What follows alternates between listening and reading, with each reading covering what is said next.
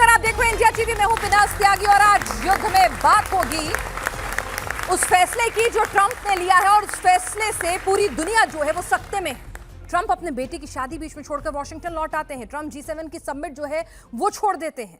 अब सवाल ये है कि भाई आखिर ऐसा क्या हो गया है, ऐसा कौन सा इनपुट मिला है, ऐसी कौन सी इंटेलिजेंस जानकारी जो है अमेरिका को मालूम है जो दुनिया को नहीं मालूम है कि ट्रंप इतने दो बड़े इवेंट जो हैं वो छोड़ देते हैं। तो क्या सवाल यही है कि ईरान से युद्ध का कोई ऑर्डर देना है, कुछ बड़ी कार्रवाई करनी है, सोल्जर्स ऑन ग्राउंड उतारने हैं। बेटी इवांका को धमकी मिल रही है, उसकी सुरक्षा को दुरुस्त करना है। भाई दुरुस्त करना है तो उसका काम के लिए पूरी एजेंसीज हैं। एक राष्ट्रपति को सब कुछ बीच में छोड़ के आने की जरूरत नहीं है। ये काम वहां पर सबको बुला के भी हो सकता है, एजेंसी से बात करके भी हो सकता है। 32 साल का एक लड़का मोहम्मद बकर साद दाऊद अल सादी तुर्की से गिरफ्तार करके अमेरिका को एक्सट्रेडिट किया जाता है। इसने कसम खाई थी कि ट्रंप से उसी तरह से कासिम सुलेमानी की मौत का बदला लेगा। खबर है कि साद दाऊद अल सादी इवांका को मार डालना चाहता था। ट्रंप की बेटी इवांका जो उनकी सलाहकार भी है, परिवार में गरीबी और बहुत ज्यादा ट्रंप की चहेती है। दाऊद अल सादी के पास से इवांका के फ्लोरिडा वाले घर का पूरा नक्शा भी मिला है। इस जानकारी के बाद इवांका की सिक्योरिटी बहुत ज्यादा बढ़ा दी गई है। लेकिन सवाल यही है कि भाई ट्रंप अगर सिक्योरिटी बढ़ानी है, ये सब कुछ है, अमेरिका के राष्ट्रपति को, उसके परिवार को, ट्रंप के ऊपर जैसे हमला हो चुका है, ईरान से पूरा युद्ध चल रहा है, कट्टरपंथी सोच उनके खिलाफ खड़ी हुई है, तो दुनिया में हर किसी को it's a very obvious fact कि भाई ट्रंप टारगेट पर है, उनका परिवार टारगेट पर है। सुरक्षा और दुरुस्त हो जाए, इसके लिए आपको समिट छोड़ के आने की, शादी छोड़कर आने की क्या जरूरत है? क्या तेहरान में कुछ दिन पहले जो भूकंप के झटके महसूस किए गए थे, जो न्यूक्लियर बम बनाने के लिए यूरेनियम एनरिचमेंट था, खुद ट्रंप ने कहा था कि अगर ये हमला अभी ना करते तो हफ्ते भर बाद खबर आती कि ईरान ने बम बना लिया है। तो सवाल यह कि क्या ट्रंप ने वाकई में, ट्रंप को कोई ऐसी इंटेलिजेंस इनपुट मिला है कि ईरान ने बम बना लिया है? ट्रंप जिनपिंग की मुलाकात बहुत सक्सेसफुल नहीं रही है। कतर से रिक्वेस्ट कर रहे हैं मुनीर, लेकिन अभी तक ईरान मान नहीं रहा है। तो ट्रंप के लिए डू और डाई की सिचुएशन पैदा हो गई है। तो सवाल यही है कि ये जो एक्शन है ट्रंप के, वो किसके लिए हैं, क्यों हैं और इसका क्या रिपरकशन है? क्या अमेरिका को कुछ ऐसा पता है जो दुनिया को अभी तक नहीं पता है? अमेरिका क्या बहुत बड़ा और ऐसा फुल एंड फाइनल हमला करने वाला है आर पार का? इन तमाम पहलुओं पर चर्चा करेंगे। हमारे साथ खास मेहमान है, जोरदार तालियों के साथ आप स्वागत करें।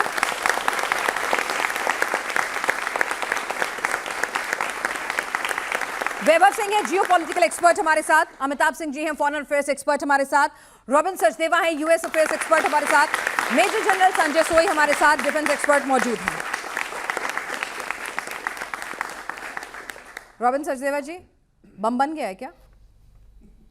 मेरे विचार से ईरान का नहीं बना है, अभी नहीं बना है। तो ये इतना पैनिक किस लिए है?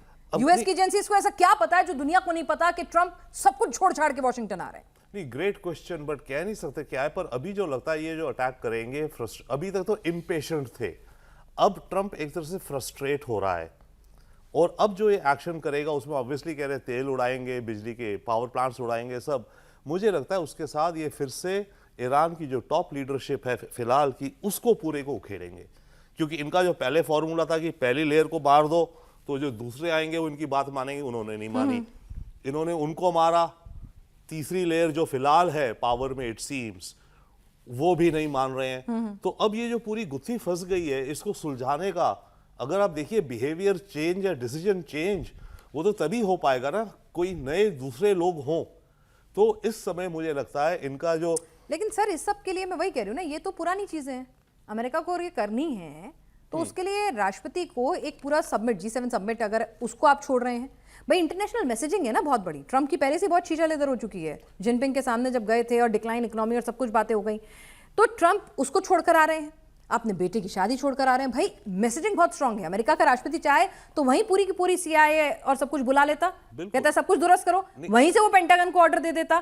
तो आने की जरूरत क्यों पड़ी? सर सवाल तो यही आ रहा है मन में। इसमें एक ऑप्टिक्स ये भी है ना अपनी डोमेस्टिक अवाम के लिए कि देखो मैं कितनी कितनी डेडिकेशन से, कितना पूरा अपना एनर्जी फोकस लगा करके इन प्रॉब्लम्स को सॉल्व करने के लिए प्रयास कर रहा हूं। ये इसकी ऑप्टिक्स है कि मैं ये जो भी प्रॉब्लम आ गई है, इनको हैंड्स ऑन मैनेजर हूं मैं और मैं इन प्रॉब्लम्स को सॉल्व करूंगा। प्रॉब्लम तो कोई भी नहीं है, सवाल तो यही है ना अमिताभ जी, प्रॉब्लम तो कोई भी नहीं है। नहीं, बहुत यहाँ पर सवाल ये नहीं सर, ईरान के साथ शांति वार्ता फेल हो रही है, मान नहीं रहा है। ये बात आज नहीं, पिछले 70 दिन से यही बात चल रही है। बूट्स ऑन ग्राउंड भेजने कि नहीं, ये भी 70 दिन से डिस्कशन चल रहा है। तो सब कुछ तो ऑलरेडी वैसा का वैसा ही है। ऐसा अमेरिकी एजेंसीज को नया क्या पता चलता है कि राष्ट्रपति दौड़े चले आते हैं अपनी बेटी की शादी छोड़कर? देखिए, एक तो एजेंसीज जो भी हैं या अमेरिकन एडमिनिस्ट्रेशन जो भी है, ये जान गया है कि इस जो स्थिति है उसमें ईरान कभी भी होर्मुज को खोलने नहीं जा रहा है। ठीक है। और जैसे पिछले 24 घंटे में ही 25 शिप्स पार कर चुके हैं, जिसमें न्यूमरस अमाउंट ऑफ तेल जा चुका है, जिसको अमेरिका भी नहीं रोक पा रहा है। तो ऐसी स्थिति में उनको अब ये लग रहा है कि पूरा जो सिचुएशन जो उन्होंने क्रिएट किया था ईरान को सबड्यू करने का, उसको औकात में लाने का, वो कर नहीं पाए हैं। और ईरान के जो वर्बल कमेंट्स हैं वो भी बढ़ते जा रहे हैं। और जिस तरह ईरान चीन जाकर भी उन्होंने शी जिनपिंग से बात की, वहां से भी कोई बात हल नहीं निकला। अब इस समय वो पाकिस्तान पे दबाव डाल रहे हैं कि किसी न किसी तरह जो भी हो ये युद्ध को रुकवाना है और हॉर्मुज को क्लियर कराना है। क्योंकि ट्रंप इस समय रेस्टलेस इसलिए भी हो रहे हैं कि उनको पता है कि हॉर्मुज जो है वो एक बहुत बड़ा उनके कहें कि रीढ़ की हड्डी बना हुआ है, जो उसको निकाल नहीं सकते हैं। अगर वो हॉर्मुज को नहीं निकालते हैं, तो हॉर्मुज से जहाजें नहीं निकलती हैं, तो होगा क्या कि जितने भी गल्फ स्टेट्स हैं वो कहेंगे देखो ये अपनी लड़ाई लड़ने आए थे और लड़ाई करके चले गए, हमें फंसा दिया। वो चीज वो नहीं चाहते हैं, इसीलिए वो किसी ना किसी तरह एंड करना चाहते हैं। लेकिन दोनों की डिमांड्स जो हैं, एक तो कहता है मैं न्यूक्लियर बॉम्ब बना के ही रहूंगा या न्यूक्लियर वेपनाइजेशन प्रोग्राम जो उसको छोड़ूंगा नहीं। दूसरा वो कहते हैं कि जो सैंक्शंस हमारे ऊपर है वो खत्म करो। तो 2017 के बाद जब से JCPO विड्रॉ हुआ है से आज तक ट्रंप ने क्या हासिल किया, पूरी अमेरिकी जनता यही पूछना चाहेगी उनसे कि आपको क्या मिला इतने दिनों के बाद। तो ट्रंप इस समय बुरी तरह फंस गए हैं, उनके पास कोई ऑप्शन नहीं है। मैं ये भी बोल लूं कि इजराइल के साथ उनके पिछले 2-3 दिन पहले बात हुई थी नेतन्याहू के साथ। उस बैठक में लोग बताते हैं और वो रिपोर्ट्स भी आई हैं कि बेंजामिन नेतन्याहू से उनकी काफी बहस हुई और करीब 2 घंटे तक उन्होंने किसी से बात नहीं की नेतन्याहू से बात करने के बाद। ठीक है। तो इस समय जो स्थिति है वो इजराइल पूरी तरह चाहता है कि एक बार फिर अटैक किया जाए। जो लास्ट रेजिस्टेंस है, जो भी IRGC के जो कमांडर्स या उनके लीडर्स बचे हुए हैं, जो हॉर्मुज के ऊपर वो समस्या खत्म नहीं करना चाहते हैं, उनको एलिमिनेट किया जाए। जितने भी बॉर्डरिंग एरिया है, जो भी ईरानियन नेवी बची हुई है, चाहे जो स्पीड बोट्स कहते हैं सिर्फ वही बची है, उनको खत्म किया जाए। लेकिन ये हॉर्मुज का ही इशू है जिसके चलते वो शादियां छोड़ के आ रहे हैं, G7 छोड़ के आए। यहां तक कि हर वीकेंड को वो न्यू जर्सी और कभी अपने फार्म हाउस में वो गोल्फ खेलने जाते थे, वो भी खेलने नहीं गए। तो ट्रंप के लिए एक बहुत बड़ा इस समय मोड़ है उनकी राजनीति में। अगर वो नहीं कर पाते हैं तो विफल माने। तो यानी ऐसे पिछले 24-48 घंटों में ऐसा क्या बदल गया जो पिछले 70 दिनों से चला आ रहा था? तो उसमें ऐसा क्या इंटेल इनपुट आ गया, क्या ऐसा फैसला हो गया है कि जिसके बाद ट्रंप की ये स्थिति बन गई है? वैभव भी हमारे साथ जुड़े हैं। वैभव, शांति वार्ता फेल है, ईरान झुकने को तैयार नहीं है। मुनीर साहब वहां कतर में भी बैठे हुए हैं, कतर की तरफ से भी तेहरान में बैठे हुए हैं, सबके भाई मान जाओ, पर लग नहीं रहा है कि कुछ कॉन्क्रीट निकल कर आ रहा है। तो ऐसा कौन सा इंटेल इनपुट इस वक्त हम स्पेकुलेट ही कर सकते हैं अमेरिकन एजेंसीज को मिला होगा कि भाई कोई ईरान बहुत बड़ा हमला करने वाला है, या फिर अमेरिका ने डिसीजन ले लिया है कि भाई न्यूक्लियर बम नहीं, डर्टी बम तो इस्तेमाल हो ही सकता है, ईरान से आर पार करना है, बहुत हो गया, इनफ इज इनफ। देखिए, ये कॉन्फ्लिक्ट जिन दो देशों के बीच में है एक्चुअल में, वो अमेरिका और ईरान नहीं है, बल्कि इजराइल और ईरान है। तो जो सबसे की प्लेयर है इस पूरे कॉन्फ्लिक्ट में वो इजराइल है, और अमेरिका भी इजराइल की लड़ाई लड़ रहा है। अमेरिका का अपना कोई एज सच कॉन्फ्लिक्ट ईरान के साथ नहीं था, और अमेरिका के तक पहुंचने वाली मिसाइलें भी ईरान के पास नहीं थी कि कोई ऐसा खतरा हो कि भाई ईरान कोई ऐसी मिसाइल लॉन्च कर देगा जिससे कि अमेरिकन लाइफ्स जो है वो स्टेक पे आए। तो इजराइल और मार्को रूबियो खुद ये बात ऑन रिकॉर्ड कह चुके हैं, अमेरिका के विदेश मंत्री, की चूंकि इजराइल हमला करने वाला था इसलिए हमने प्रीएम्प्टिव हमला हमने कर दिया कि भाई पहले हम ही कर देते हैं। तो इजराइल ये वॉर जब तक कंक्लूड नहीं करेगा तब तक ये वॉर नहीं बंद होगी, पहली बात। और अमेरिकन एडमिनिस्ट्रेशन के ऊपर जो इजरायली होल्ड है, और जितना होल्ड है वो किसी से ढकी छुपी बात नहीं है। अमेरिका की पॉलिटिक्स, अमेरिका की इकोनॉमी, अमेरिकन जो मीडिया है, वो सब कहीं ना कहीं जो है वो ज़ायनिस्ट लॉबी जो है वो कंट्रोल करती है। ये सब बातें हम कर चुके हैं। अब सवाल यही है, मैं वही कह रही हूँ कि भाई ये सब हमें पता है कि भाई लॉबी काम कर रही है, इजराइल की लड़ाई, ये सब कुछ मालूम है, लेकिन अब सवाल ये है कि अब ये लड़ाई कहाँ जा रही है? अगर ट्रंप का जिस तरह का पैनिक मोड में रिएक्शन हो रहा है, चाइना से जिस तरह से उनकी एक तरह से इंटरनेशनल बेइज्जती उन्हें मिली है, ईरान झुकने को राजी नहीं हो रहा है, तो अब क्या ट्रंप को कोई ऐसा इंटेल इनपुट मिला है जिसकी वजह से वो अब आर पार की लड़ाई छेड़ सकते हैं, युद्ध और ज्यादा भयानक होने वाला है? अब क्या समझे, यहाँ पर कोई शांति डील पे हो सकती है भाई? नहीं, पीस नहीं हो सकता। मैं आपके प्रोग्राम में कह चुका हूं कि इजराइल ने, और जो नाराजगी जिसकी आपने प्रोफेसर साहब ने बताया कि डोनाल्ड ट्रंप और बेंजामिन नेतन्याहू के बीच में जो बात हुई 2 घंटे की फोन की, उसमें बहुत ज्यादा तलखी हुई और उसके बाद 2 घंटे तक उन्होंने किसी और से बात नहीं की। तो वो कहीं ना कहीं जो इजरायली प्रेशर है बेंजामिन नेतन्याहू का, और बेंजामिन नेतन्याहू ने आकर के बोला है ये चीज रिकॉर्ड पे कि भाई अगर इस समय हम, अगर ये अमेरिका या हम ये अगर ये वॉर रोकते हैं तो ये जो हमने इतना सब कुछ जो सफर किया है, या हमने जो इतना सब कुछ जो कॉन्फ्लिक्ट चला है, it will all B for nothing. इसका कोई प्रभाव नहीं पड़ेगा, वो रेजीम वहां की वहां है। तो इजराइल का जो एजेंडा है कि जब तक ये रेजीम चेंज नहीं होती है, जब तक ये रेजीम जब तक नहीं चेंज करेंगे तब तक ये वॉर नहीं रुकेगी। तो ये भी हो सकता है कि इजराइल कोई बहुत बड़ा हमला करने वाला हो, क्योंकि देखिए आप ईरान के तो न्यूक्लियर बम की बात कर रहे हैं, लेकिन इजराइल के पास भी तो न्यूक्लियर बम है। ऐसा नहीं कि भाई ईरान का तो डिस्प्यूटेड है कि ईरान के पास न्यूक्लियर बम है या नहीं, ये हम और आप डिबेट कर रहे हैं, बट इजराइल का तो सबको पता है कि उनके पास न्यूक्लियर बम है। और अगर वो रेजीम अपनी एग्जिस्टेंस की लड़ाई लड़ रही है तो वो इजराइल भी अपनी एग्जिस्टेंस की लड़ाई लड़ रहा है। अगर उसके एग्जिस्टेंस पे बात आएगी, उसको ये लगेगा कि ये रेजीम अगर सरवाइव कर जाती है तो यानी नेतन्याहू ने कुछ ऐसा फैसला ले लिया है, अमेरिका तो चलिए सोच समझकर फैसला लेगा क्योंकि डायरेक्ट स्टेक नहीं है उसका, वो तो समझाने की भी कोशिश करेगा इजराइल को।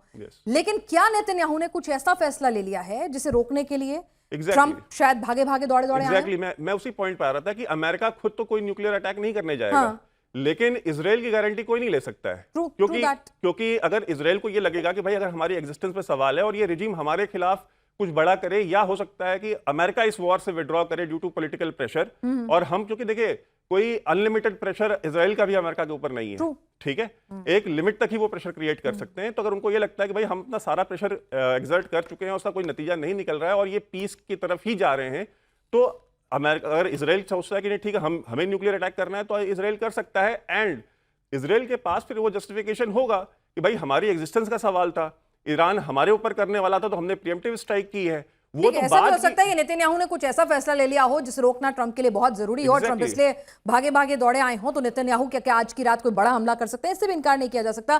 सोई साहब, जरा आपसे समझने की हम कोशिश करें कि आमतौर पर हम देखते हैं कि हेड ऑफ स्टेट अगर कुछ बड़ी क्लैमिटी भी हो जाती है ना, तो भी एक वक्त लेते हैं, डिस्कस होता है, उसमें चर्चा होती है, उसके बाद वो पब्लिक डोमेन में आता है, या कुछ एक्सट्रीम फैसले तब लिए जाते हैं। अब ऐसा तो नहीं है कि वहां पे सब प्रोटोकॉल फॉलो नहीं हो रहे होंगे।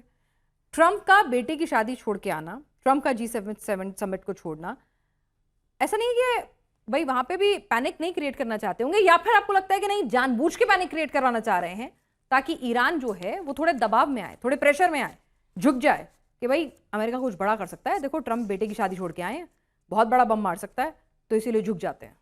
नहीं, देखिए 2-3 बातें यहाँ पे हैं। एक तो ये कि यहाँ पे बयानबाजी भी बहुत ज़्यादा हो रही है और लड़ाई की तैयारी भी साथ साथ में चल रही है। दोनों से बड़ा ज़बरदस्त, वो कह रहे हैं मैं ख़त्म कर दूंगा, लोडेड लॉक, ये सब है। उधर से ईरान भी कह रहा है मैंने 10 लाख सेना तैयार कर रखी है, हमारी सिविलियन सोल्जर्स तैयार हैं, ईरान की IRGC आर्मी, वसीज मिलिशिया सभी तैयार हैं, गुरिल्ला युद्ध के लिए तैयार हैं। दोनों तरफ से बयानबाजी है, दोनों तरफ युद्ध की तैयारियां हो रही है।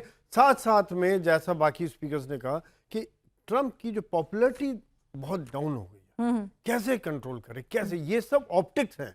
मैं तो कहता हूँ ड्रामाबाजी है ये। अच्छा। आप छोड़ के आ गए हो, कहीं ना कहीं लोग कहते देखो कितना देशभक्त है, बेटे की शादी छोड़ के आ गए, कितना देशभक्त है, G7 छोड़ के आ गए। आज अमेरिका के ऊपर इतनी मुसीबत आके खड़ी हो गई कि राष्ट्रपति था कोई एग्जाम्पल दे रहे हैं, क्योंकि उन्होंने पेंटागन के काफी ऑफिशियल की छुट्टी भी कैंसिल की गई है और उनकी काफी मीटिंग्स चल रही हैं लगातार, रात आधी रात तक मीटिंग चलती रहती हैं लगातार, यानी कि कुछ ना कुछ है। अभी सवाल ये क्या है, सवाल यही एक बड़ा सवाल है कि क्या करें, क्या है? हाँ। यही उनको समझ में नहीं आ रहा है कि करें क्या। सबसे यही बड़ी समस्या अमेरिका के सामने आ रही है कि हम करें क्या, कैसे इसका तोड़ निकालें। देखिए, आप कुछ समय पहले देखिए किस प्रकार से मध्य पूर्व के एक देश को उन्होंने खत्म किया। इजिप्ट, सीरिया, इराक, लीबिया, ये सब देश थे जो एक ताकत है, इजराइल के लिए खतरा था, लेकिन आज ये सब देश खत्म है, आपस में इनके अंदर लड़ाइयाँ चल रही हो रहा है। आज ईरान के लिए भी इनका यही प्लान था कि यहाँ पे ईरान की लीडरशिप खत्म होगी, अंदर बवाल हो जाएगा, बलवा हो जाएगा और इनका आपस में लड़ाइयाँ चालू हो जाएगी, ईरान खत्म, एग्जिस्टेंस से इनका एक खतरा इजराइल के लिए नहीं बना रहेगा। लेकिन जो बातचीत बाकी भी कह रहे थे कि इजराइल के लिए खतरा अभी भी वैसा का वैसा ही बरकरार है, कोई खत्म नहीं हुआ। तो कहीं ना कहीं आज ट्रंप को चिंता है कि जैसा कि आप भी कह रही थी कि इजराइल अगर कुछ करता है तो क्या होगा, चलिए, तो यही है, मतलब सर को इसमें एक पूरा ड्रामा, एक थेट्रेटिक्स नजर आ रही है कि भाई एक परसेप्शन है, ट्रम्प की बहुत फजीयत हो चुकी है और अमेरिका को खुद समझ में नहीं आ रहा है इस जंग को खत्म करें तो कैसे करें, तो और बूट्स ऑन ग्राउंड उन्हें भेजने नहीं है, तो ये कहीं ना कहीं एक डिस्ट्रैक्शन है, एक कोशिश है, या फिर नेतन्याहू कुछ बड़ा करने वाले हैं उसकी तरफ उन्हें समझाने बुझाने भी आ सकते हैं। रॉबिन सर, क्या लग रहा है आपको, ये वॉर बहुत ज़्यादा एक्सेलरेट अब करने वाली है? जिस तरह से हम देख रहे हैं कि पेंटागन में मीटिंग्स का दौर है, जिस तरह से तेहरान को खाली कराने के ऑर्डर दिए जा रहे हैं और स्ट्राइक्स की बात हो रही है, अब कोई शांति की बात नहीं हो रही है, तो आपको लग रहा है कि बस अगले 24 घंटे और हम एक ऐसा युद्ध देखेंगे, ऐसी कैलामिटी देखेंगे जो अब तक 70 दिनों की छोटी छोटी स्ट्राइक में हमने नहीं देखी थी? अगले 24 नहीं तो 48, 96, 150 घंटे में, हफ्ते भर में मुझे लगता है अटैक का चांस है, इनएविटेबल है, वो बढ़ता जा रहा है, क्योंकि पॉइंट ए फंस गए हैं, अब क्या करें। और सबसे बड़ी अजीब चीज जो इस जंग में हुई है, इस जंग में एक नया सुपर वेपन पैदा हो गया। इस जंग से पहले ये एक अलग वेपन था नहीं कभी, उससे पहले था कि ईरान के पास न्यूक्लियर वेपन है, उससे हटाना है। अब जब जंग शुरू हुई, ये स्ट्रेट ऑफ हॉर्मुज नामक एक नया सुपर वेपन पैदा हो गया। और ये सुपर वेपन ऐसा है कि जिसको बैटल टेस्ट भी कर लिया गया है। देखिए, आपने कोई वेपन बनाया, पर ये तो जंग में भी सक्सेस हो गया।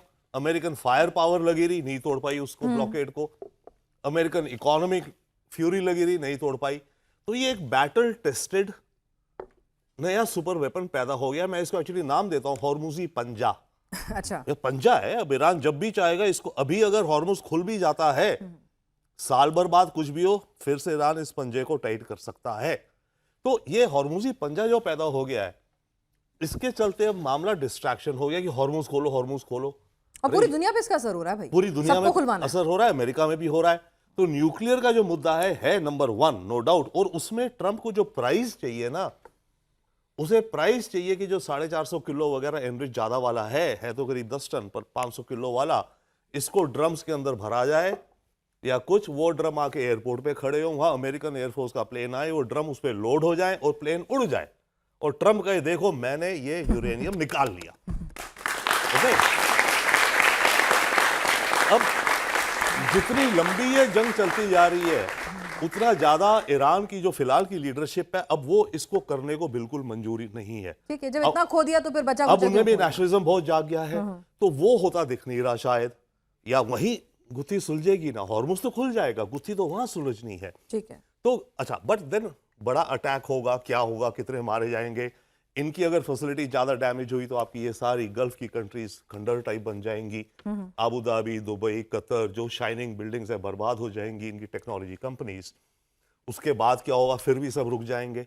पर ये जो भी स्टेटस को आएगा, उसमें ये कॉन्फ्लिक्ट का टेंशन रहेगा ही इस रीजन में। ईरान की शैडो रहेगी इस रीजन में, और ये फिर से कभी और भी भभक सकती है। तो ये वो हाल हो जाएंगे जैसे आज लेबनान इजराइल का है, हिजबुल्लाह कभी लड़ते हैं, कभी रुकते हैं, कभी लड़ते हैं, कभी रुकते हैं। तो यहां भी शायद एक बड़ा होगा, बहुत यानी कि पहले एक बड़ा हमला होगा और उसके बाद फिर छोटा छोटा कॉन्फ्लिक्ट चलता ही रहेगा। आपको ये नजर आ रहा है अमिताभ जी? बाकी सब तो ठीक है भाई, ग्रीन कार्ड से क्या दुश्मनी हो गई अचानक से?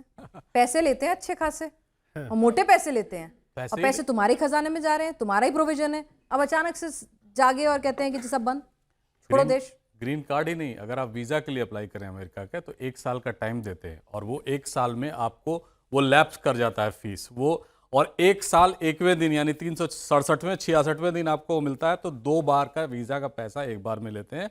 उस पर पे भी आपका लक और बाकी चीजें डिपेंड करती हैं मिलेगा कि नहीं। ग्रीन कार्ड एक बहुत बड़ा मुद्दा था अमेरिका में बहुत दिनों से। जो वाइट अमेरिकन्स जो अनएम्प्लॉयड थे, और खासकर उनको वैसे लोग जिनको ये लग रहा था कि ये बाहर से आके हमारी नौकरियां ले जा रहे हैं, अब वो हावी हो गया। और वो वैसे एलिमेंट को रिप्रेजेंट करते हैं ट्रंप। और वो ग्रीन कार्ड की ही बात नहीं है, अब आवर्जन में जितने भी इमिग्रेशन में जितनी भी प्रॉब्लम है, वो सिर्फ इस बात को लेकर है कि जितने भी बाहर से लोग आते हैं, चाहे वो हिस्पैनिक हो, चाहे एशियंस हो, चाहे अफ्रीकन्स हो, वो सब हमारी नौकरियां ले रहे हैं। और वो ये मानते हैं कि अगर ये रुक जाए इमिग्रेशन, तो वहां का एम्प्लॉयमेंट लेवल बढ़ जाएगा, जो 60 के दशक में 70 के दशक में था। और लेकिन उनको शायद ये नहीं लगता है कि जो ये ग्रीन कार्ड होल्डर्स यहाँ से या दुनिया के कहीं से भी जाते हैं, भारत से सबसे ज्यादा जाते हैं, वो जाते हैं, वो अमेरिकन इकोनॉमी कंट्रीब्यूट करते हैं। आप जितने भी उनके लिस्ट उठा के देख लीजिए, इलॉन मस्क से लेकर सुंदर पिचाई तक सब ग्रीन कार्ड लेकर वहां गए थे। तो जाहिर है कुछ ना कुछ तो उस ग्रीन कार्ड में होगा। लेकिन ग्रीन कार्ड को वो कह रहे हैं कि आप वापस आइए फिर आप अप्लाई कीजिए, तो जाहिर है जिसमें चांसेस कम हो जाती हैं और कोई जाना नहीं चाहेगा वापस। तो इस और जो ट्रंप ने चुनाव जीता था इस बार, उसका एक बहुत बड़ा मुद्दा था कैसे माइग्रेशन रोका जाए, कैसे व्हाइट कॉलर और ग्रे कॉलर जॉब को की नौकरियां जो जा रही हैं अमेरिका में उसको रोका जाए। लेकिन अमेरिका ये जानता है, अमेरिकन ये जानते हैं कि ये नेशन ऑफ इमिग्रेंट्स है, इस देश को इमिग्रेंट्स नहीं बनाया है। अगर उनको रोक दिया जाए तो उनके भी खर्चे पानी पर लाले पड़ सकते हैं। लेकिन ट्रंप को इससे कोई मतलब नहीं है। वो तो मैंने कहा ना, सुबह लेफ्ट साइड उठे तो नई नीति, राइट साइड से उठ जाए तो नई नीति, और इसी पर वो पूरी दुनिया चलाते हैं। आज जो दुनिया जिस मुहाने पर खड़ी है उसका सबसे बड़ा कारण है कि वो एक इंस्टिंक्टिव आदमी है, जो मुंह से निकल गया वो होना चाहिए। और इस तरह के इंस्टिंक्टिव आदमी से हमेशा प्रॉब्लम रही है, चाहे वो ट्रंप हो या उनके पहले रूलर्स। हमने अमेरिकन डेमोक्रेसी को बहुत एक रिस्पॉन्सिबल डेमोक्रेसी की तरह देखा था, आइडियल की तरह देखा था, जो लोग ये समझते हैं।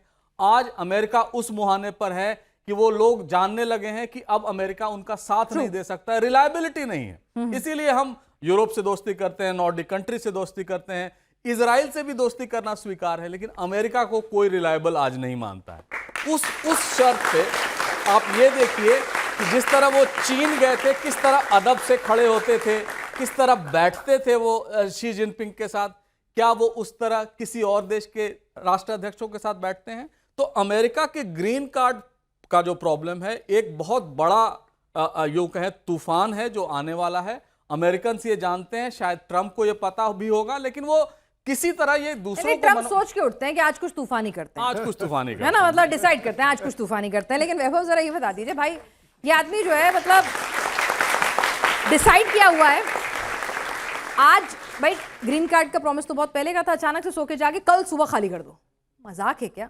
ठीक है, अचानक से बेटी की शादी, ये बेवकूफ नहीं है, ये शायद जानते हैं कि बहुत बुरी तरह से फंस गया हूं। मेक अमेरिका ग्रेट अगेन तो हो नहीं रहा है, ईरान जैसे देश ने मेरे को मेरी औकात याद दिला रखी है, युद्ध छोड़ते नहीं बन रहा है, रेटिंग गिर रही है, अर्थव्यवस्था गिर रही है, तो कुछ भी उठपटांग करो, डिस्ट्रैक्शन है। देखिए फंसे तो बहुत बुरी तरीके से हैं, और इसी वजह से आप देखिए खुद का और पूरे परिवार को जो है आईआरएस की फ्यूचर, जो जैसा हमारे इनकम टैक्स डिपार्टमेंट है अमेरिका में आईआरएस है, वहां पे जो है एग्जेम्पशन दे दी कि भाई भविष्य में भी आईआरएस जो है वो कभी भी इनके या इनके परिवार के लोगों के बैंक अकाउंट की और इनके टैक्स रिटर्न की जांच नहीं कर सकता। मतलब खुद सिटिंग प्रेसिडेंट रहते हुए आप सोचिए कि खुद को और अपने पूरे परिवार को ये जो कवर जो है उन्होंने दिया है।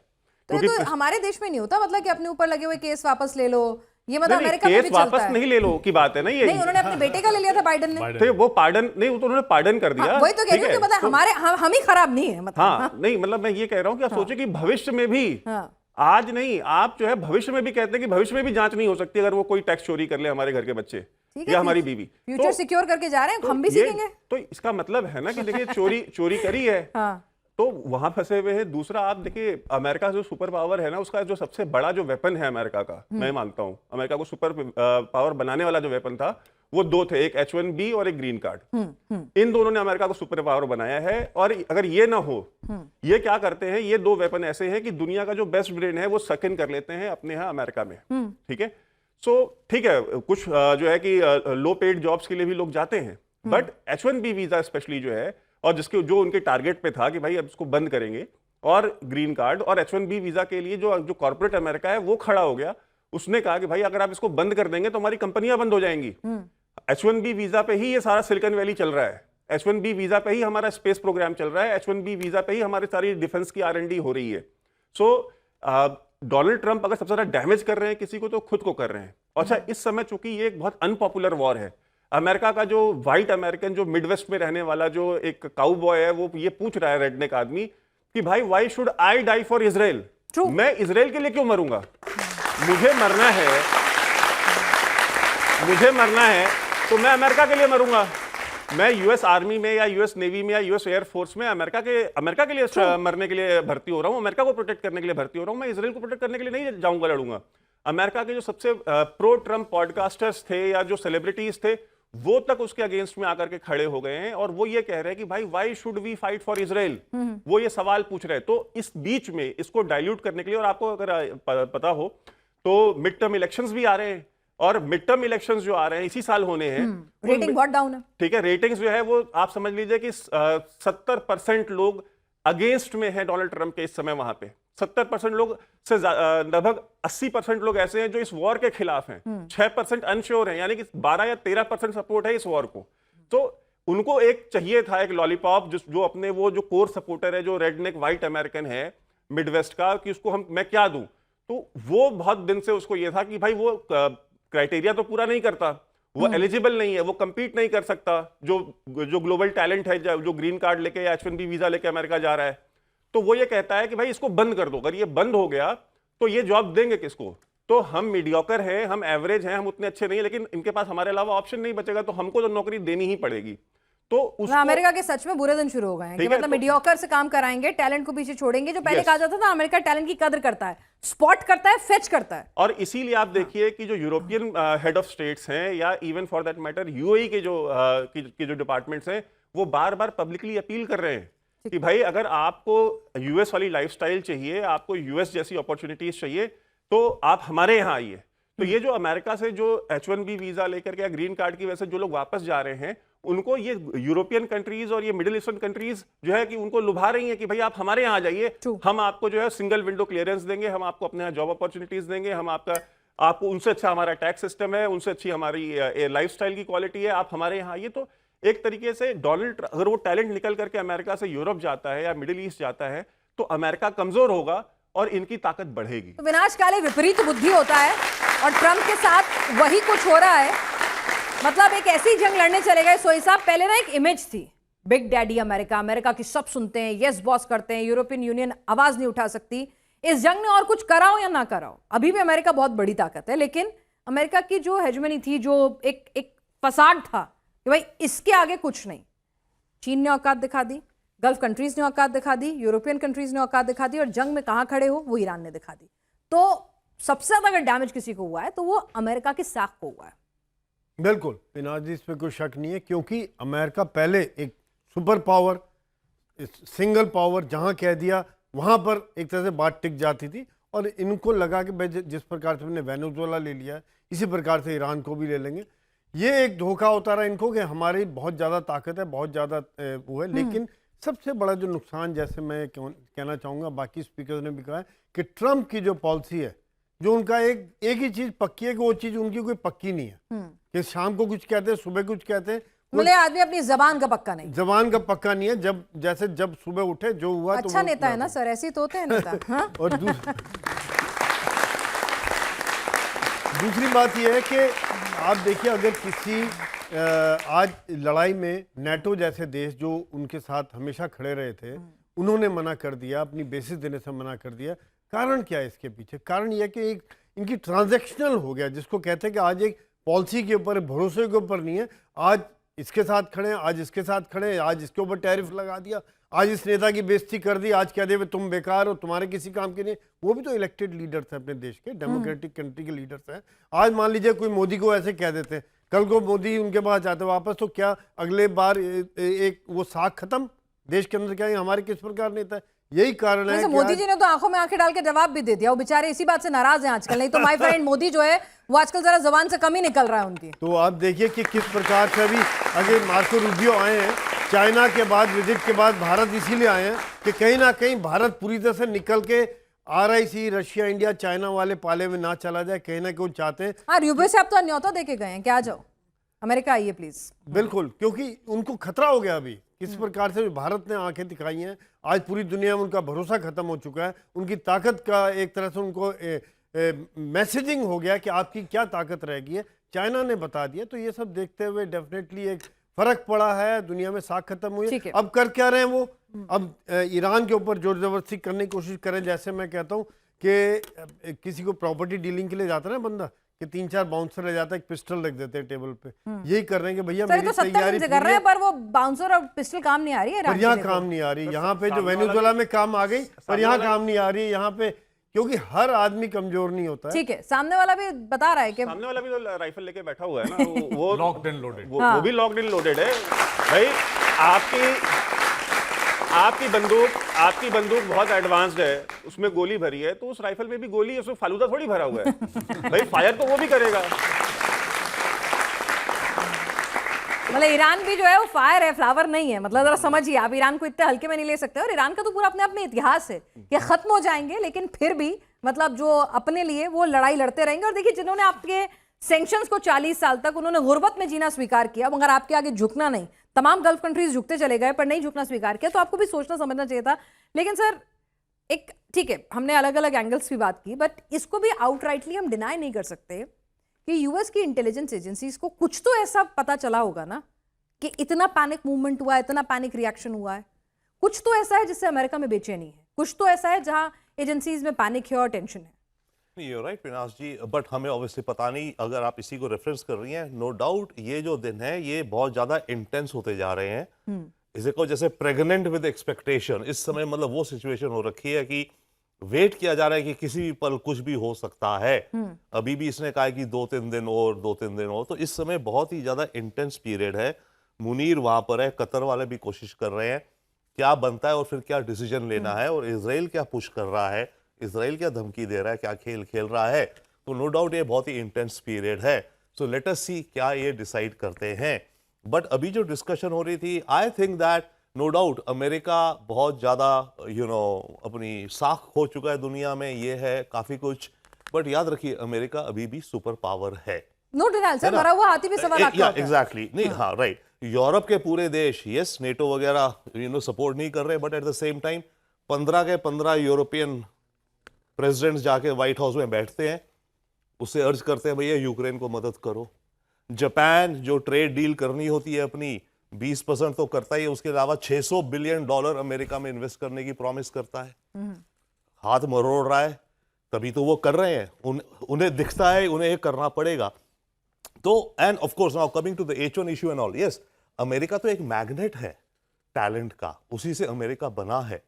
और ये जो अभी ग्रीन कार्ड में कर रहे हैं, मैं खुद H1 में रहा हूं एंड H1 का प्रोसेस है। इसमें प्रॉब्लम पता है क्या होगी ग्रीन कार्ड वाले, इसमें जिन्होंने ऑलरेडी अप्लाई कर रखा है उनको नहीं होगी प्रॉब्लम, उनको होगी जो अभी H1 में है और अब वो अप्लाई करेंगे नौकरी में रहते हुए। तो उनको जब अप्लाई करेंगे उनको वापस इंडिया आना पड़ेगा, यहां एम्बेसी जाके वो एप्लीकेशन फाइल करनी पड़ेगी और फिर टेक्निकली फिर वापस चले जाएं, अपनी नौकरी कंटिन्यू रखें वहां पे H1 पे। इसमें प्रॉब्लम ये होगी जब यहाँ इंडिया आएंगे अपने ग्रीन कार्ड की एप्लीकेशन देने, तो एम्बेसी के वीजा ऑफिसर्स के मूड का कुछ पता नहीं, वो आपकी किसी और पुरानी चीज को देख करके बोले नहीं रुक जाओ, तुम्हारे H1 भी मैं रोक देता हूँ। ये डेंजर है, वही है। ग्रेट अमेरिकन ड्रीम्स जो हैं वो शैटर्ड होंगे या फिर ग्रेट अमेरिका रहेगा ही नहीं? ये भी तो है ना एक सवाल भाई, उतना ग्रेट रहे ही नहीं कि ग्रेट अमेरिकन ड्रीम्स शैटर होंगे। ये भी तो एक लॉजिक है ना सर। मतलब चीन आपके, मैंने ये नहीं कहा रातों रात किसी बड़ी सल्तनत को आप खत्म नहीं कर सकते हैं, वो धीरे धीरे। पहली बार आंख उठा के किसी यूरोपियन यूनियन ने बोला तो सही वैभव कि भाई हम नहीं दे रहे, हम नहीं कर रहे, आप ये लड़ाई गलत कर रहे हैं। नहीं तो पहले तो ये होता था कि अमेरिकी राष्ट्रपति ने एक स्टेटमेंट दिया, उसके बाद जी हुजूर जी हुजूर जी हुजूर, यही एटीट्यूड रहता था। पहली बार हमने देखा कि नहीं हुजूर ये नहीं चलेगा, गलत है। तो रिटेलिएट का कुछ आवाज तो उठा ही रहे हैं। देखिए, डोनाल्ड ट्रंप ने जो पर्सनल फाइट्स पिक की है ना यूरोपियन लीडर्स के साथ, उनके चैट्स लीक करना सोशल मीडिया पे, उसके स्क्रीनशॉट्स लीक करना है वो, ठीक है, और फ्रेंच प्रेसिडेंट को ट्रैफिक में फंसा देना, और वो फोन करे तो उसका मजाक उड़ाना प्रेस कॉन्फ्रेंस करके। तो इस तरह की जो हरकतें की हैं, और फिर ये कहना कि कनाडा को कि भाई ये 50 जो है कि ब्रिटेन की औकात नहीं है, ठीक है, उसको अपना स्टेट बता देना, फिर कहना कि हम ग्रीनलैंड टेक ओवर कर लेंगे, ठीक, जो कि यूरोपियन यूनियन का हिस्सा है। सो इस तरह की जो अपने एलाइज को और उनको ह्यूमिलिएट करना, स्टेज पे खड़ा करना और ये बोलना ब्रिटिश प्रेसिडेंट को कि इसको तो मैंने 4 घंटे की नोटिस से बुलाया है, ये उन्होंने भाई इजिप्ट में खड़े होकर के स्टेज पे उन्होंने मॉक किया ब्रिटिश प्रेसिडेंट। उसके ऊपर एक पॉलिटिकल कंट्रोवर्सी हुई ब्रिटेन में। इंग्लैंड में जनता ने पूछा कि भाई हमारा प्रधानमंत्री इतना जो है फुकरा है कि वो 4 घंटे की नोटिस से भाग के चला जा रहा है। तो भाई ये इस तरह की जो बचकानी हरकतें डोनाल्ड ट्रंप किए जा रहे हैं, इसकी वजह से नाराजगी है। और देखिए, सबको ये दिख रहा है कि अगर इस रास्ते पे अगर अमेरिका जाता है और इस रास्ते पे अगर अमेरिका चलता है कि जो एक आप देखिए पिछले अगर आप 40-50 साल देखेंगे तो अमेरिका ने वॉर्स लड़ी हैं, जो यूरोपियन यूनियन है उसने जो है सोशलिज्म प्रैक्टिस किया है। बेसिकली अपने अमेरिका लड़ता था, अमेरिका अपने लोग मरवाता था, अमेरिका जो है बॉम्ब करता था, नाटो में भी सबसे ज्यादा पैसा अमेरिका ही देता था। ये जो पैसा कमाते थे यूरोपियन कंट्रीज, ये अपने जनता को free education, free health care, free ये स्कूलिंग, फलाना ढिकाना, सब कुछ फ्री जो है इन्होंने किया हुआ था। अब अमेरिका ये कह रहा है कि भाई हमारी इकोनॉमी के ऊपर जो है $27 ट्रिलियन का जो है डेट हो चुका है, और हम जो है कि अब आप इसमें शेयर करो, आप इसमें पैसे डालो। अब जब वो कंफर्ट जोन में यूरोप की जनता जा चुकी है, तो वहां के पॉलिटिशियंस को पता है अगर हम इनको निकालेंगे, बेनिफिट्स इनसे लेंगे, तो जनता रिवोल्ट करेगी, क्योंकि जनता को आदत पड़ चुकी है फ्री बीज की। इसीलिए मैं भारत में भी फ्री बीज के अगेंस्ट हूं कि जनता को खाने की आदत एक बार पड़ जाए तो जाती है बड़ी तो देर फिर से। वो इंसान काम नहीं करता। सो अब ये जो टसल है, मेन प्रॉब्लम ये है कि क्या ये जो वेस्टर्न ब्लॉक है, ठीक है, हमने ये तो देखा कि भाई रशिया, चाइना, ईरान, ये एक दूसरे को, नॉर्थ कोरिया, ये सारे अपने एक दूसरे को सपोर्ट कर रहे हैं एक दूसरे की वॉर्स में। आप देखिए यूक्रेन में ईरान ने शायद ड्रोन्स दिए, उन ड्रोन्स को जो है और इंप्रूव करके रशिया ने यूज किया। इस वॉर में जो है चाइना और रशिया जो है सपोर्ट कर रहे हैं ईरान को, जो है कि मैन पावर से और इक्विपमेंट से। नॉर्थ कोरिया ने अपने लोग भेजे लड़ने के लिए रशिया की तरफ से यूक्रेन में, और अपनी जो आर्म्स एंड एम्यूनिशन जो प्रोडक्शन वाली जो फैसिलिटीज हैं वहां पे प्रोड्यूस करके, चाहे वो आर्टिलरी शेल्स हो, चाहे गोलियां हो, चाहे बंदूकें हो, वो प्रोड्यूस की उन्होंने उनको सप्लाई करने के लिए। लेकिन एक तरफ तो आप देखते हैं कितना कोहिजन है और कितना कोलैबोरेशन है, दूसरी तरफ आप जब वेस्ट में देखते हैं तो आपको दिखता है कि ये आपस में लड़ रहे हैं। तो बात तो यहाँ तक कि नाटो खत्म हो जाएगा, तो collapse हो रहा है। तो ये इनको दिख रहा है, तो ये भी इस अपॉर्चुनिटी को, जो दूसरा ब्लॉक है, ये इसको भुनाना चाहता है कि भाई ये कॉन्फ्लिक्ट और बढ़े, इसलिए भी वो ईरान को बैकडोर से ज्यादा सपोर्ट करेंगे। चलिए, तो यहां पर ये कॉन्फ्लिक्ट किस ओर जाता हुआ दिख रहा है, जरा अब इसको और एंगल से हम समझ लेते हैं। आप लोग भी अपने सवाल सब तैयार रखिएगा। आपके सवाल रेडी हैं तो मैं आपके पास भी आऊंगी। अमिताभ जी, एक सवाल ये है कि अभी आपका जो ओवरऑल असेसमेंट है, क्योंकि हम जब इस मुद्दे पे कई बार बात कर रहे थे तो लग रहा था कि जंग रुक जाएगी, लग रहा था कि थोड़े ठंडे बस्ते में चली जाएगी और ये चर्चा जो है एक्सटेंड होती रहेगी सीज फायर। लेकिन अब जो रीसेंट डेवलपमेंट है अगर पिछले 4-5 दिन के, तो अब लग नहीं रहा कि ये ठंडे बस्ते में जा रही है। अब एक बार तो उबाल आएगा ही आएगा। देखिए, ईरान ने जिस तरह के अपना स्टैंड बनाया कि लेबनान में युद्ध करो, खत्म करो, गजा में युद्ध खत्म करो, और इजराइल का हमेशा दबाव है अमेरिका पे कि जो रेजिस्टेंस था ईरान में वो खत्म नहीं हुआ, और ईरान के प्रति इजराइल वही नीति अपनाना चाहता है जो लेबनान और गजा में उसने किया है कि मोविंग द ग्रास।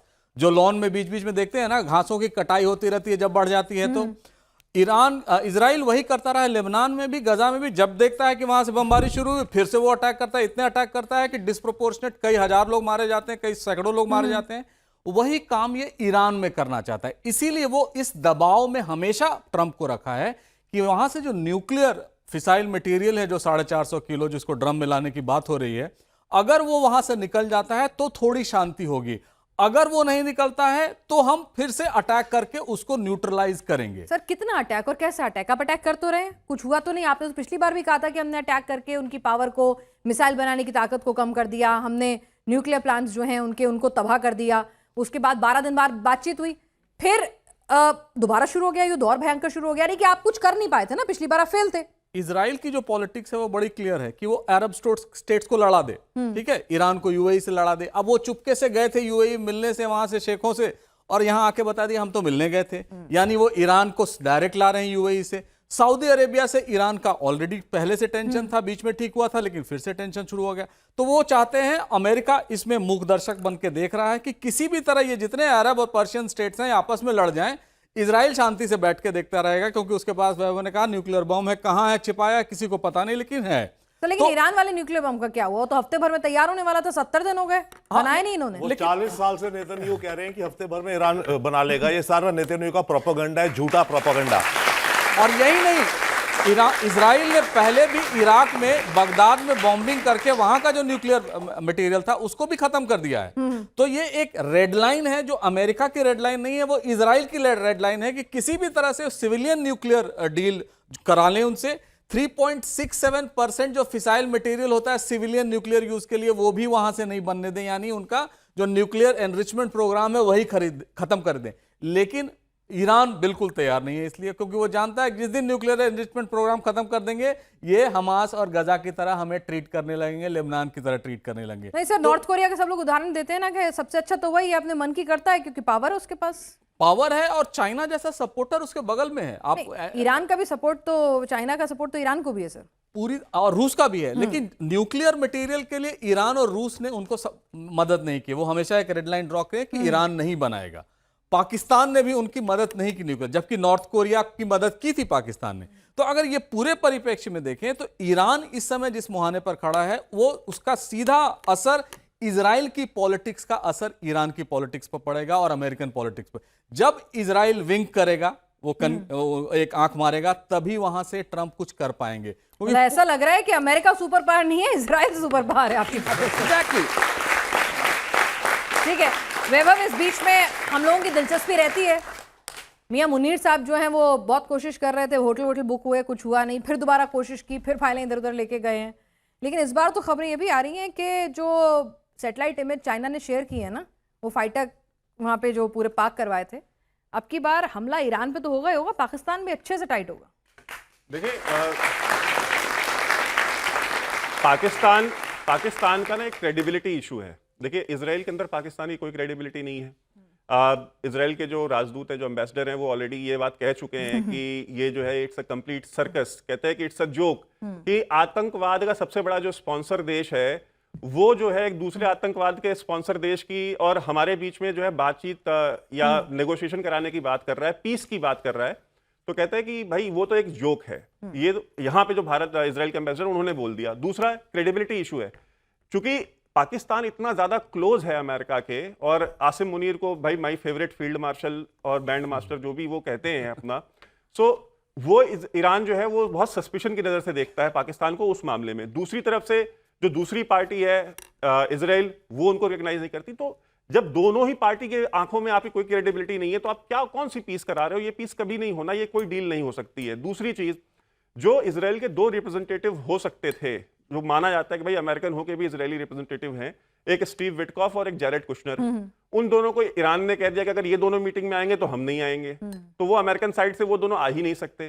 तो 2 पार्टियों के बीच में नेगोशिएशन होनी है जिसमें से एक पार्टी है ही नहीं टेबल पे, तो कैसे ये पीस डील होगी? तो ये पूरा सर्कस और एक ड्रामा जो है पाकिस्तान ने जो रचाया हुआ है। तो पीस डील नहीं तो फिर वॉर भी तो नहीं हो रही ना वैसे वाली के बस खत्म करो खत्म। देखिए कैसे खत्म आर कर पार की देंगे? लड़ाई भी नहीं हो रही, मतलब ये कौन सी सिचुएशन है? मतलब कैच 22 है, ना इधर ना उधर, देखिए और हॉर्मुज़ बंद है, उसमें हम फंस रहे हैं। देखिए ईरान एक सिविलाइजेशनल स्टेट है, और जो अरब कंट्रीज इनकी बात हो रही है जो फोल्ड कर गए अमेरिका के सामने, वो कोई सिविलाइजेशनल स्टेट नहीं है। वो वर्ल्ड वॉर 1 के बाद अमेरिका मतलब ब्रिटेन के बनाए हुए देश हैं। सऊदी अरेबिया नाम का कोई देश नहीं था कभी, उसका नाम हिजाज था। ठीक है, वो एक फैमिली के नाम के ऊपर जो है सऊदी अरब बन गया। जो शरीफ ऑफ मक्का का जो दरोगा था, कोतवाल था, उसके 2 बेटे थे। एक बेटे को जो भाई उन्होंने कोलैबोरेट किया था ऑटोमन एम्पायर के खिलाफ ब्रिटिशर्स के साथ, एक बेटे को जॉर्डन का किंग बना दिया जो अभी भी हैं, जिनके किंग अब्दुल्ला, और एक बेटे को इजिप्ट का किंग बना दिया। तो ये जो अरब स्टेट्स है ना, आप इनका मैप देखेंगे ना तो 90 डिग्री पे इनके बॉर्डर्स कटते हैं। तो अफ्रीका में और मिडिल ईस्ट में जिन भी कंट्रीज के 90 डिग्री पे कट रहे हैं ना मैप, ये आपको पता चल जाएगा कि ये ड्राइंग बोर्ड पे बैठ के बनाए गए मैप, ये कोई नेचुरल स्टेट नहीं है। दूसरी चीज, ईरान जो है, ईरान को आप कहते हैं कि भाई खत्म कर देंगे। क्या खत्म कर देंगे भाई? आप ईरान के अंदर भाई करोड़ों लोग रहते हैं। वो कंट्री का 70% जो है वो माउंटेनियस रीजन है। ठीक है, उस कंट्री की आप डाइवर्सिटी देखिए, उनके पास कोस्टल प्लेन से लेकर के बर्फ से लदे हुए पहाड़ों तक क्या तभी तो चीज बूट्स ऑन नहीं ग्राउंड है। नहीं भेज रहे हैं। तभी ठीक है, तो ये वॉरफेयर जनरल साहब हैं, ये वॉरफेयर अमेरिका के बस की बात नहीं है, ना इसराइल के बस की बूट्स बात एंड है। ग्राउंड दोनों के बस की बात नहीं है। शांति हो नहीं रही है तो भैया होगा तो क्या होगा? ट्रम्प बेटे की शादी छोड़कर आ गए हैं, G7 समिट छोड़कर आ गए हैं, कुछ बड़ा होगा क्या? कुछ ऐसा है जो हमें आपको नहीं पता, अमेरिकी एजेंसीज को पता है, या फिर सिर्फ एक पोस्टरिंग है? इसी पर लगातार चर्चा जारी है। जनता के भी कुछ सवाल हैं। जी आप पूछिए सवाल। Hello sir, my name is Ambiya, और मेरा सवाल ये है कि डोंट यू थिंक कि अमेरिका एक इज़राइल के साथ ऐसा बिहेव कर रहा है that they are childish school friend, कि ये डूबेगा तो मैं भी डूबूंगा। दूसरी चीज़, जो अमेरिका है उसको ऐसा क्या थ्रेट मिला है इजराइल से कि वो अपनी इज्जत पर, इतने सालों की बनाई हुई इज्जत पर खेलने को तैयार है? ऐसा क्या वीडियो है उनका, या क्या उनके पास उसने धमकी दी है इजराइल रॉबिन जी, आप जवाब देंगे? यूएसए बिल्कुल तैयार है अपनी इज्जत पे खेलने को। छोटा सा जवाब, क्योंकि हम ज्यादा सवाल जरा लेना चाहते हैं। हाँ, आप जवाब दीजिए सर। देखिए इसमें अमेरिका इजराइल का आपका इंटरेस्टिंग एग्जांपल है। मैं इसको ऐसे देखूंगा जैसे होता है ना कोई अमीर पेरेंट्स की एक बिगड़ी हुई बच्चा या बच्ची, इजराइल वो है। अमेरिका का बिगड़ा हुआ बच्चा ब्रैट है। अच्छा अमेरिका को, और अमेरिका के अंदर भी बाय द वे एक चीज ध्यान रखिए, अमेरिका के अंदर जो जूस हैं, बहुत बड़ी लॉबी है, पर अमेरिका के अंदर जो जूस हैं वो भी बटे हुए हैं। ये नहीं कि सारे के सारे 100, अमेरिका में करीब 6 मिलियन जूस है समथिंग, राइट? ये नहीं कि सारे के सारे इसराइल को टोटल सपोर्ट करते, नहीं। सर लेकिन बच्चे से आधे ऐसी उनमें मोहब्बत से है कि बच्चे नेतन्याहू की के हर खिलाफ है। जायज नाजायज मांग मानेंगे, वो तो ये पूछ रही है ना। हाँ तो नहीं वो इन्फ्लुएंशियल नेटवर्क चल रहा है ना, but I am Okay. Again saying आधे जूस अमेरिका में नेतन्याहू के सख्त खिलाफ हैं। ठीक है। आधे जूस या 40% 30% ये कहते हैं नेतन्याहू ने जो करा है ये जेनोसाइड है गाजा में। ठीक है, चलिए एक अमेरिकन और जूस सवाल। कहते हैं। जी जी बैठे रहिए, पूछिए। सर मेरा क्वेश्चन ये है कि क्या अमेरिका सच में कुछ बड़ा करना चाहता है या फिर वो पूरी दुनिया में अपना दबदबा बनाना चाहता है ठीक जो है। खो चुका है? ठीक है, पीछे हाँ उनको सवाल, उनको दीजिए माइक। हाँ बैठ के पूछिएगा बेटा। सर जैसे अगर वो पता होगा कि अभी एप्स्टीन फाइल पर यूएसए के कोर्ट में भी केस चल रहे हैं बहुत सारे, तो आपको नहीं लगता कि ट्रम्प सिर्फ ये जो वॉर कर रहे हैं, ड्रामा कर रहे हैं, सिर्फ जेल जाने से बचने के लिए कर रहे हैं? अमिताभ और जी? दूसरा मेरा क्वेश्चन ये था अच्छा, दो हैं। कि ट्रम्प जो है कि वॉर सब इसलिए कर रहे हैं क्योंकि यूएसए पे बहुत ज़्यादा लोन है 40 ट्रिलियन के समथिंग का जो उनको पे करना है, तो वो सिर्फ वॉर इसलिए कर रहे हैं ताकि उन्हें नेतन्याहू को अपने इलेक्शन टाइम जीतने हैं, ट्रम्प को अपना मामला सेट करना है, तो इसलिए पूरी दुनिया को जो है आर्थिक मंदी में झोंक दो।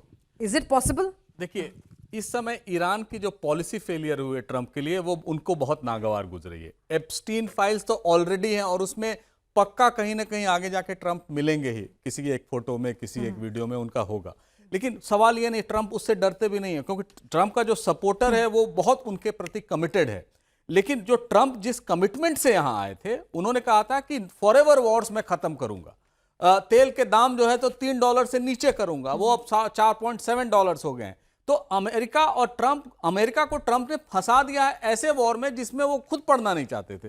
तो अमेरिका की साख तो गई ही, ट्रंप की साख भी जाती जा रही है, लेकिन वो किसी ना किसी तरह रिवाइव करने, और इस समय क्यूबा के पीछे पड़ गए हैं वो और मार्को रूबियो, तो कहीं ना कहीं वो जनता का ध्यान हटाना चाहते हैं। एप्स्टीन फाइल में होगा भी तो वो डरेंगे नहीं क्योंकि उनके सपोर्टर ऐसे हैं कि जितना हुआ यानी उनके ईरान पहले से ध्यान हटाने के लिए अब क्यूबा चलते हैं। अब क्यूबा चलते हैं कि कुछ वहां दिखा लेते हैं, शायद वहां भी वेनेजुएला टाइप कर दें कि वो उनको निकाल के ले आए। तो ये हमेशा न्यूज में रहना। और रियलिटी टीवी स्टार है, बिग बॉस देखा है ना, बिग बॉस में देखा है ना, वो रियलिटी टीवी स्टार जैसे सर लेकिन ये रियलिटी टीवी स्टार जो है हमारी रियल लाइफ प्रॉब्लम्स हमारे लिए पैदा कर दी हैं। पेट्रोल के दाम देखिए किस तरह से आसमान छू रहे हैं, हमारी सरकार तमाम कुशन दे रही है, लेकिन एक लिमिट है।